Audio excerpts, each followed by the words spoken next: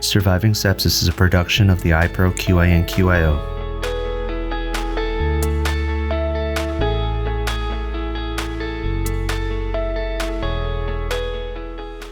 As a fireman stationed at the Albany, New York airport, Josh Woodward knew how quickly a fire can spread, ravaging everything in its wake. But he didn't know that sepsis could spread just as rapidly and be just as deadly. A fire often starts with a small spark, and that's how Josh's battle with sepsis began. As the infection spread undetected throughout his body, it affected his vital organs and extremities. After 6 weeks in the hospital and months in a rehab center, Josh returned home as a double amputee lucky to be alive. I'm Patrick Archambault with the IPRO QIN-QIO.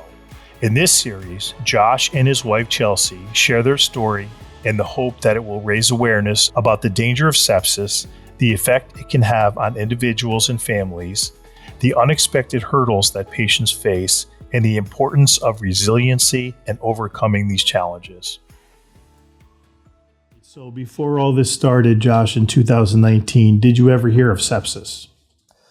Yeah, limited training on sepsis. I just remember as a basic EMT, which our scope of practice is pretty limited in that. But they would basically train us to look for the signs of sepsis so that we could expedite the process of getting the patient to the hospital quicker.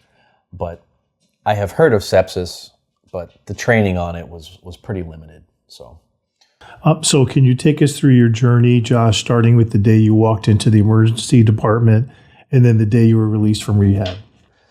So I was leaving the firehouse one morning and I was going into what's known as a Kelly week, where every month you would get like 5 days off in a row after a 48-hour shift. And I felt, pretty good, but after a day or so, when I got home, I started to feel symptoms, and I figured I just got it from my kids, because they had the flu. I started to kind of get a low-grade fever and some body aches, but nothing too concerning. But then I noticed I had a spot underneath my armpit on my right side, and it was red, kind of swollen, tender, and I didn't really think much of it. It was more annoying than debilitating, so I would just try to stretch it and massage it. I was still, going to the gym and things like that. And as the days progressed, the pain got worse. And then I had another spot on my ribs, kind of the same deal, red and swollen. Nothing was really bringing it any relief. And the night before I went into the hospital, I actually went downstairs to sleep on the couch because I was just not getting comfortable in bed. I didn't want to wake my wife up. So I decided to sleep on the couch, and no sleep at all.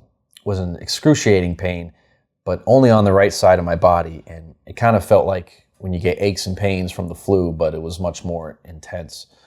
And I just remember just starting to feel the initial signs of sepsis that I just didn't register at the time. I drank so much water.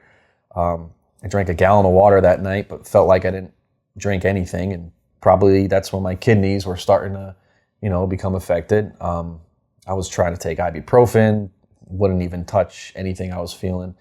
I took some hydrocodone that I had left over from a dental procedure a few months prior that did nothing at all. So my wife finally comes down and wonders why I'm on the couch at 5 a.m. And I was like, I didn't sleep at all. I'm in so much pain.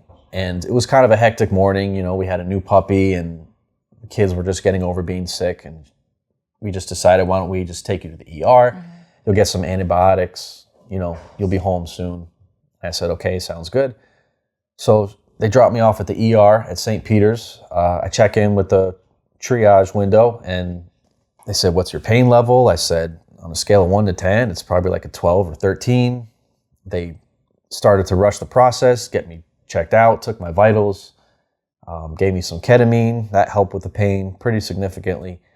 And not long after that, a doctor comes over and he says, look, I'm not trying to scare you, but you need to know this is a very serious situation. We need to rush you into emergency surgery. Your body's going into septic shock.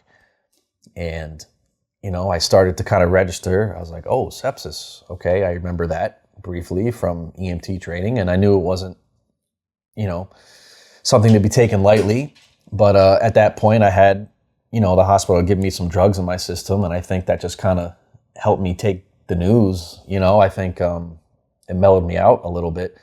And so I told my wife, and she came down, and we said our goodbyes, and then she walked into a completely different environment than when, she initially dropped me off at the hospital. And the last thing I remember before I went under was just giving her a hug goodbye and giving my daughter a hug and a kiss goodbye. And the doctor initially told me it would be about a 2 to 3 hour surgery, and they would open up the infected tissue and see what was going on. And we'd go from there. So by the time I woke up, I thought it was the same day. I thought it was 2 to 3 hours later, like he said, but it was actually 10 days later. And the environment I woke up in was completely different than the one I went under. I was surrounded by so many nurses and doctors. I had family there who I hadn't seen in months, some years, from around the country. Gosh, I remember one of the first things I noticed was I was intubated, which I've never experienced that before. I had a tube in my throat. I looked over at my right hand. My right hand was completely black, wrapped in gauze. Fingers were black. Couldn't feel any sensation. Couldn't move my fingers. I looked down at my feet. My toes were all black. That initial spot underneath my arm and my armpit had now spread across a third of the right side of my chest. And my wife would, she used to say it looked like a grizzly bear had just come and swiped me and just tore me open. On my ribs, the spot on my ribs, same deal. And I had a spot on my right hip, which wasn't there when I went into the hospital. And it was all exposed. You could see the flesh and everything. And it was a lot to wake up to, a lot to process initially after being out for 10 days and after being under anesthesia. And one of the first people that I saw was my wife, and she was so happy to see me awake, which I was like, yeah, I was only out for a couple hours. I don't know what the big deal is here, not realizing what had gone down. And she showed me a Facebook page that she started called Woodward Strong.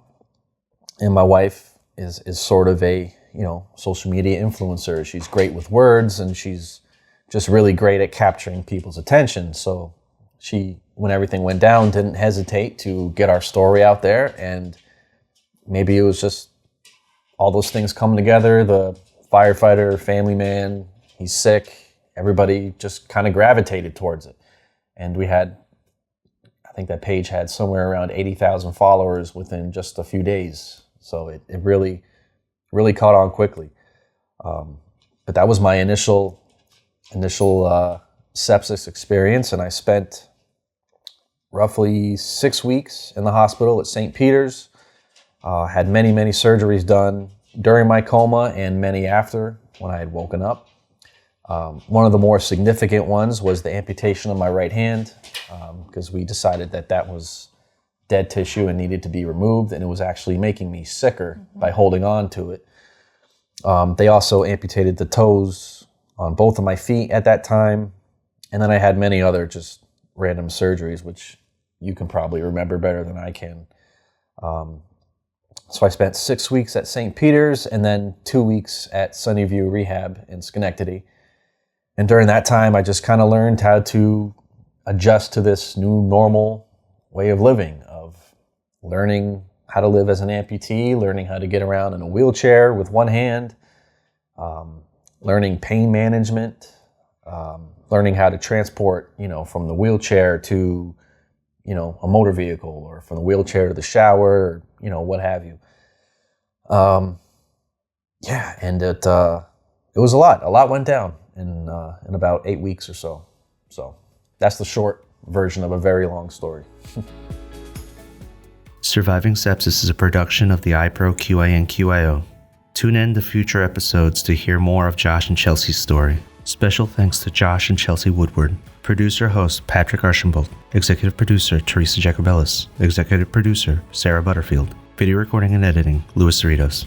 This material was prepared by the IPRO QIN-QIO, a Quality Innovation Network quality improvement organization, under contract with the Center for Medicare and Medicaid Services, CMS, an agency of the U.S. Department of Health and Human Services, HHS. Views expressed in this material do not necessarily reflect the official views or policies of CMS or HHS, and any reference to a specific product or entity herein does not constitute endorsement of that product or entity by CMS or HHS.